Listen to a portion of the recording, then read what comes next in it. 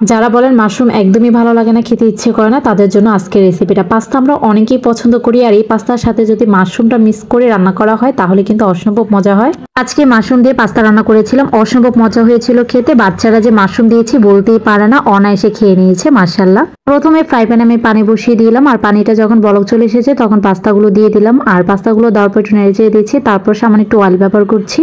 তো তেল ব্যবহার করলে যেটা হয়, একটার সাথে একটা পাস্তা কিন্তু লেগে যায় না, তাই অবশ্যই সামান্য পরিমাণে একটু তেল অ্যাড করবেন। আর এখানে হচ্ছে আমি দিয়ে দেবো এক প্যাকেট নুডলসের অর্ধেকটা ছিল, সেটা এখানে ব্যবহার করছি। নুডলস একটু বেশি পরিমাণ দিলেও কিন্তু ভালো লাগে, তবে আজকে নুডলসটা আমি স্কিপ করতে চেয়েছিলাম, তারপরও দেখলাম সামান্য পরিমাণে একটু আছে, সেই জন্য অ্যাড করে দিলাম। তো পাস্তাটা কিন্তু প্রায় সেদ্ধ হয়ে গেছে। এখন এটাকে নামিয়ে আমি সরাসরি ধুয়ে নেব। এটাকে কিন্তু রেখে দেওয়া যাবে না, সরাসরি ঠান্ডা পানি দিয়ে ধুয়ে নিতে হবে। এখন পাস্তাটা রান্না করে নেব, সেজন্য একটি কড়াইয়ের মধ্যে পরিমাণ মতো রান্নার তেল দিলাম, আর সামান্য পরিমাণ দিয়েছি রসুন কুচি। এখন তেলের সাথে রসুন কুচিটাকে কিছুক্ষণ ভেজে নেব। তারপর হচ্ছে আমি মাশরুমটা অ্যাড করে দিচ্ছি। এই মাশরুমটা কিন্তু গতকালকে আমি হচ্ছে এভাবে ছোট ছোট করে কেটে তারপর হচ্ছে আমি একটি বক্সে ভরে ডিপ ফ্রিজে সংরক্ষণ করে রেখে দিয়েছিলাম। আর এখান থেকে হচ্ছে আমি পাস্তাটা রান্না করে নিচ্ছি অর্ধেকটা। এখন দিয়ে দিলাম সামান্য পরিমাণে সয়া সস। সয়া সসটা একটু বুঝে শুনে দিবেন। এখন সয়া সসের সাথে একটু মাশরুমটা কিছুক্ষণ ভেজে নিচ্ছি, তারপর দিয়ে দিয়েছি হাফ চা চামচ কালো গোলমরিচের গুঁড়া। আর এখন হচ্ছে আরেকটু নেড়ে চেড়ে মিশিয়ে নেওয়ার পরে এখন ব্যবহার করছি সামান্য পরিমাণে পেঁয়াজ কুচি। পেঁয়াজ কুচিকে মাশরুমের সাথে কিছুক্ষণ ভেজে নেব। তো প্রায় 2 থেকে 3 মিনিট ভেজে একটু পেঁয়াজটাকে সফট করে নিয়েছি। আর এখন দিয়ে দিয়েছি 2টার মতো কাঁচামরিচ কুচি।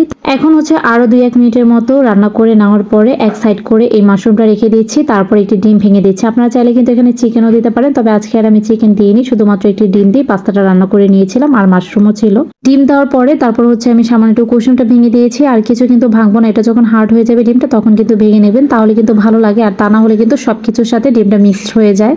কাউকে যদি মাশরুম খাওয়াতেই না পারেন, আর কেউ যদি পছন্দই না করে, এভাবে একবার হলো মাশরুম রান্না করে দেবেন, দেখবেন অনায়াসে খেয়ে নিয়েছে আর বুঝতেই পারবে না। তারপর এখানে 1/3 চামচের মতো আমি মরিচের গুঁড়া ব্যবহার করেছি, যেহেতু বাচ্চারা খাবে সেজন্য মরিচের পরিমাণ একেবারেই কম দিয়েছি। এখন একটু নেড়েচেড়ে মিশিয়ে নিচ্ছি। তারপর দিয়ে দিচ্ছি হচ্ছে এখানে 2 প্যাকেট নুডলস মশলা। আমার বাচ্চারা যে নুডলসগুলো খায় সেগুলোতে কিন্তু আমি এই নুডলস মশলাগুলো স্কিপ করি, আর এই নুডলস মশলা আমি রেখে দিই, যে কোনো নাস্তার সাথে ব্যবহার করি, বা হচ্ছে আমরা যদি পাস্তা রান্না করি তার মধ্যে অ্যাড করি।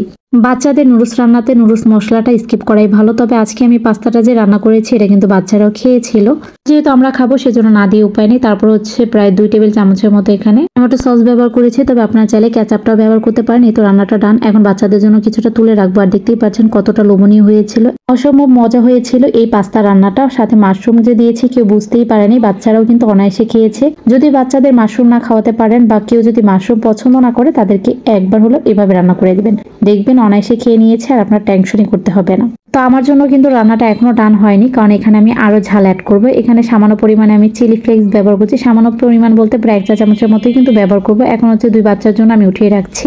বাচ্চা বড় সবাই সকালে অথবা বিকেলের নাস্তায় কিন্তু এটা রাখতে পারেন। আর চাইলে বাচ্চাদের টিফিনেও কিন্তু এভাবে পাস্তা রান্না করে দিতে পারেন, অথবা নুডলসের সাথে আপনি মাশরুম রান্না করে দিতে পারেন। তো এই তো চিলি ফ্লেক্স দিয়ে দিয়েছি, আর এখন নেড়ে চেড়ে মিশিয়ে নিচ্ছি। আর আমি চুলার কিন্তু অফ করে দিয়েছি, এখন আর চুলার অন করার কোনো প্রয়োজন নেই। এখন নেড়ে চেড়ে জাস্ট পরিবেশন করলে হয়ে যাবে। আশা করছি রেসিপিটি ভালো লেগেছে। সবাই অনেক বেশি ভালো থাকবেন, সুস্থ থাকবেন। আল্লাহ হাফেজ, আসসালামু আলাইকুম।